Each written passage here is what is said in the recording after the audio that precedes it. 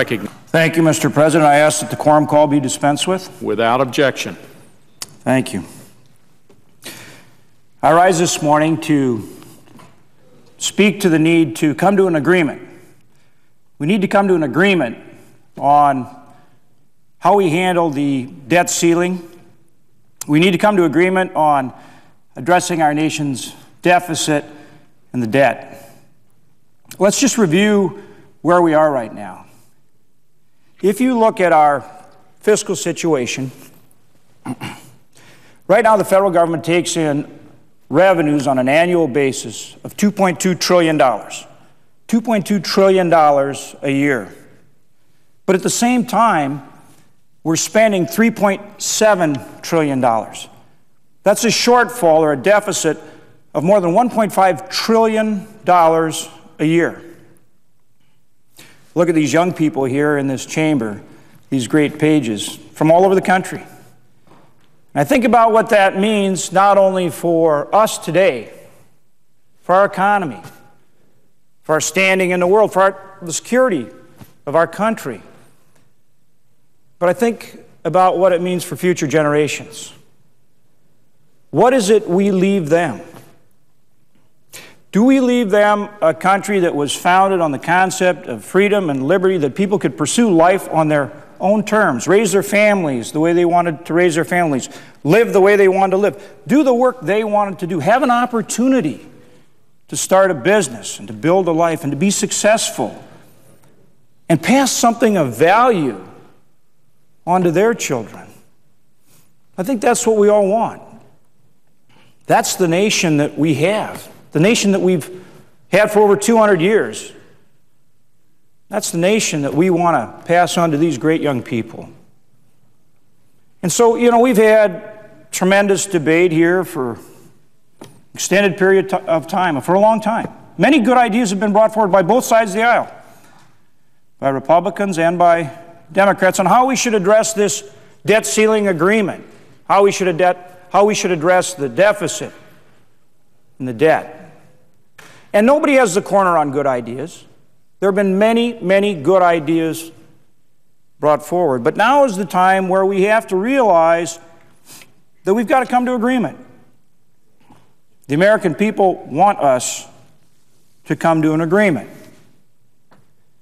So today the House is considering the Budget Control Act of 2011, referred to as the Boehner proposal. They're over there working on it right now. And as with any agreement, somebody can certainly find something to criticize. That's always true. No agreement is perfect. But it does represent many of the ideas that both sides have brought forward as a way to come to agreement on this debt ceiling. And more importantly, as a way to start to get our fiscal house back in order. Let's talk about it for just a minute. Under the proposal, first there would be a reduction in spending savings of more than $900 billion. And that would also provide for a $900 billion increase in the debt ceiling to get us past this immediate issue. And then at the same time, it appoints a committee, not a commission, but a committee of senators and representatives, 12 members, 6 senators, 3 Republican, 3 Democrat, 6 House members, 3 Republican, 3 Democrat, that are required to find another $1.8 billion in savings, another $1.8 trillion in savings, all right? And those savings have to be found before there's another increase in the debt ceiling. That's the right way to do things. That's getting the horse in front of the cart, not the reverse. So they have to find those savings in a bipartisan way, and they have to bring those concepts back to the House and to the Senate, and the House and the Senate has a straight up or down vote. The elected representatives of the people doing their job for the people in an open and transparent way. And think about this committee for a minute. Think about it. Again, 12 members, 6 Republicans, 6 Democrats, 6 senators, 6 members of the House. They can bring forward all of these great ideas that have been debated in recent months. They can bring forward ideas from the Simpson-Bowles Commission that have gained support. They can bring forward ideas from the Gang of Six that people feel are meritorious. They can bring forward ideas for savings. They can bring ideas forward for reform. They can bring ideas forward for tax reform that doesn't raise taxes, but actually eliminates loopholes, reduces rates, creates a pro-growth environment, and the revenues come from a growing economy, not from higher taxes. They can come forward with all of these ideas and more, but the important point is they must come forward by November with $1.8 trillion in savings that help get us back on the right path to good fiscal management. And the debt ceiling is not increased in that second step until they do. That's making sure that we fulfill our responsibility and do things in the right order. And then this bill also provides that we have a vote on a balanced budget amendment. And that vote on the balanced budget amendment must be sometime between October 1st and the end of the year. Myself and others have co-sponsored a balanced budget amendment, and I strongly believe that's what we need. I understand there are differences of opinion, but when you look at the situation, you recognize that we need that fiscal discipline here in Washington, D.C. And if you think about it, if you just think about it for a minute, on a balanced budget amendment, how does it work? Well, it works in a way that gets everybody involved, not just here in Washington, D.C., but throughout this great nation. Because what are we really doing? By passing a balanced budget amendment in the Congress, which we have to do with 2/3 of the Senate and 2/3 of the House, what we're really doing is starting that balanced budget amendment on its way, traveling throughout this country and saying to the people of this good country, what do you want to do? What do you want to do? Why not ask the people? That's how our democracy works. Why not ask them, do you want to make sure we have a balanced budget that requires Congress to see that year in and year out we are living within our means? 49 states have either a constitutional or a statutory requirement to balance their budget. 49 states to live within their means. Cities do, counties, families, businesses. So we say to the people, because 3/4 of the states would have to ratify that balanced budget as well. So we go out to the people and we ask them.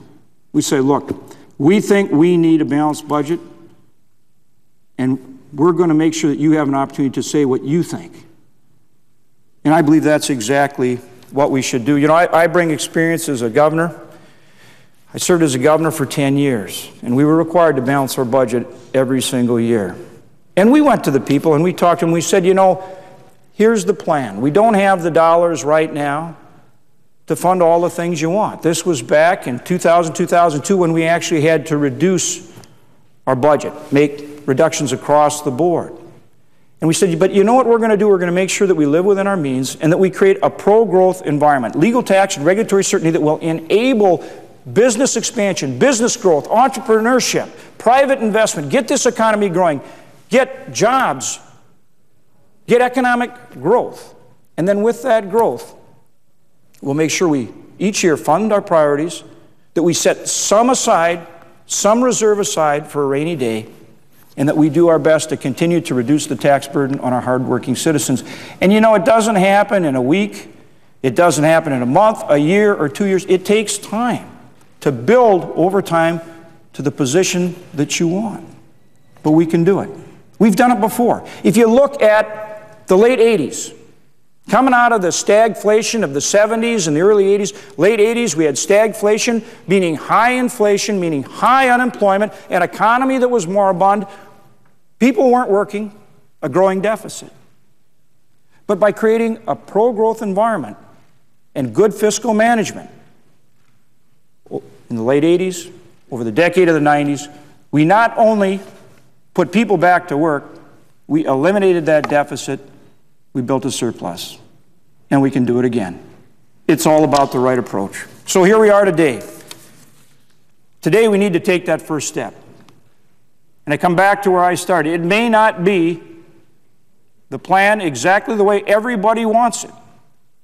But it's a plan that we can approve, and it brings together concepts that people on both sides of the aisle have brought forward. And so now we need to come together and do our work for the American people. We need to come together and pass this agreement.